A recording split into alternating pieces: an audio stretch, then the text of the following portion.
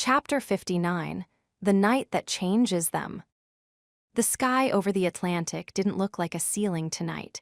It looked like an invitation. I stood on the deck of our house, the wind from the ocean whipping my hair into my eyes. The storm that had been threatening all day had finally broken, but it wasn't the violent, destructive thunder of the fallout. It was a cleansing rain, warm, rhythmic, and smelling of ozone and rebirth. I looked down at my hands. They were steady. For the first time in my memory, there was no phantom weight of a contract. No impulse to check the perimeter. No Titan whispering in my ear that I had to own the room to survive it. I was 34 years old, and I was finally just a man. I walked back into the house. The large windows were streaks of silver in the rain. Inside, the air was warm and heavy with the scent of cedar and the remains of the wood smoke from the fireplace. Maya was sitting on the rug in the center of the living room. She was surrounded by the Vigil of Justice notebook and a stack of old Polaroid photos she had recovered from her father's storage unit. She looked up as I entered, her hazel eyes catching the golden glow of the hearth. She looked different tonight. There was a softness in her expression that made the senior advisor mask look like a costume. She was wearing a simple silk nightgown, a deep emerald green that reminded me of the first night we met, but there was no desperation in her eyes. Only a quiet, terrifyingly beautiful peace. "What are you looking at?" I asked, sitting down on the rug behind her. I pulled her back against my chest, my legs on either side of hers. She leaned into my heat, her head resting on my shoulder. "The beginning," she whispered, holding up a photo. It was my father and hers, standing on the steps of the first Sterling lab. They were young, their arms around each other, laughing at a joke the world had forgotten. They looked like brothers. "They were so happy," Maya said, "before the locked-in mindset took over. Before they decided that owning the future was more important than living the present. They were human, Maya. They got lost in the fire."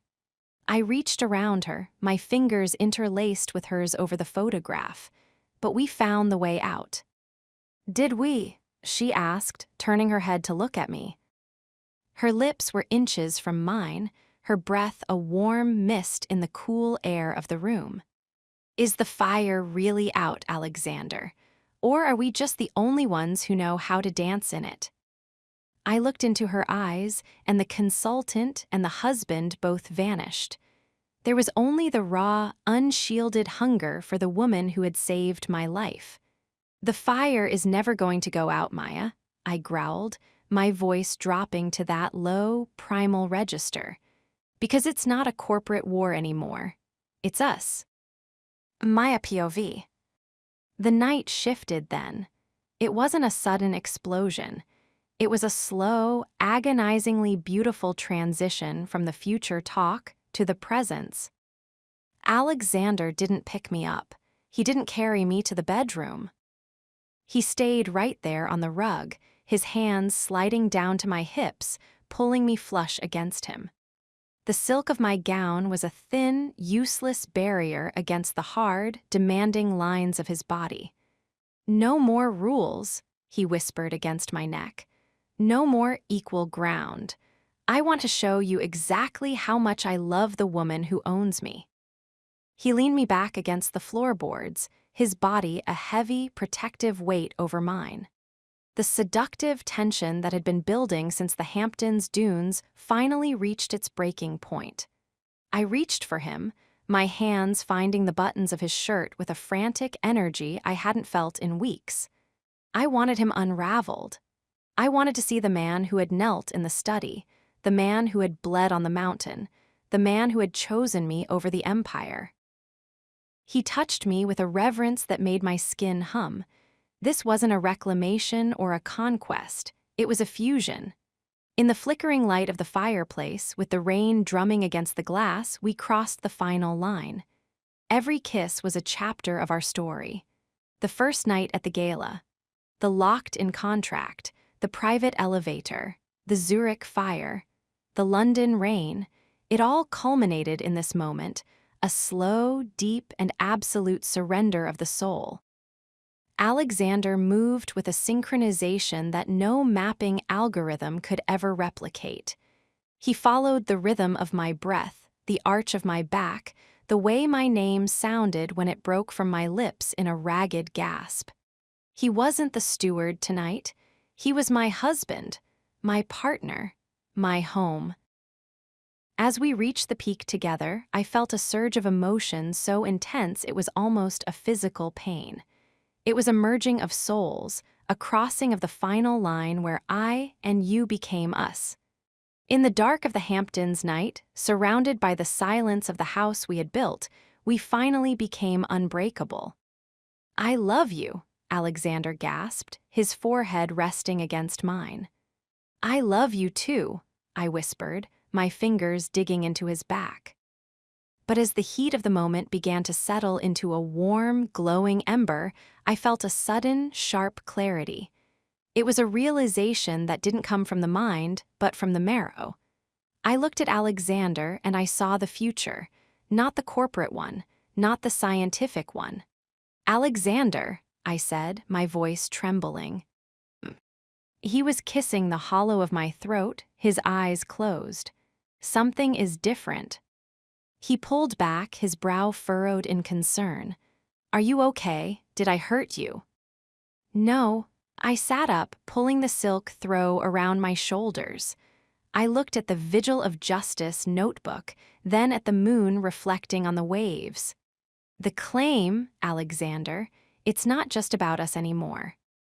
He sat up beside me, his hand finding mine. "What do you mean?" I think the nursery blueprints were a premonition," I whispered, my hand moving to my stomach.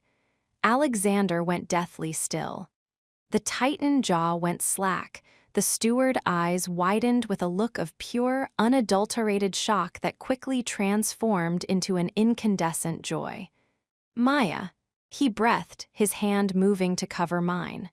Are we?" "I'm sure," I said, the tears finally starting to fall. "The mapping, I noticed the biological signature shift yesterday. I thought it was just the stress of the fallout, but tonight, I felt it, the fourth factor. It's the life we made, Alexander." Alexander POV. The world stopped, the ocean stopped, the rain stopped, the empire stopped. I looked at Maya, really looked at her. She wasn't just the CEO of the foundation. She wasn't just the woman who had set me free. She was the mother of the next generation of the fire. I felt a surge of emotion so powerful it made my knees weak. I leaned my forehead against her stomach, my arms wrapping around her waist with a tenderness that I hadn't known I possessed. I wept then, not the racking sobs of a man in regret, but the quiet, cleansing tears of a man who had finally found the meaning of the word legacy. "I've got you," I whispered against her skin. "I've got both of you, forever." The night that changed them wasn't about the intimacy. It wasn't about the surrender. It was about the moment we realized that we weren't just the survivors of a corporate war. We were the architects of a new life. Maya POV 3:00 a.m. The house was quiet, the rain having settled into a soft, melodic mist. Alexander was asleep beside me, his arm draped across my waist in that familiar, protective grip. But it felt different now.